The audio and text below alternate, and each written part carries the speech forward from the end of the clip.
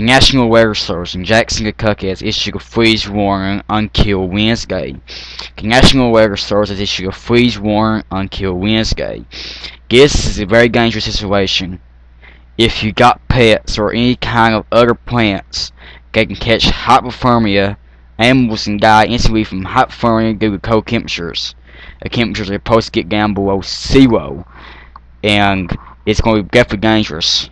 At this time, if you got any kind of pets or anything or any kind, please bring them inside. Also, power outages can be available if too cold temperatures.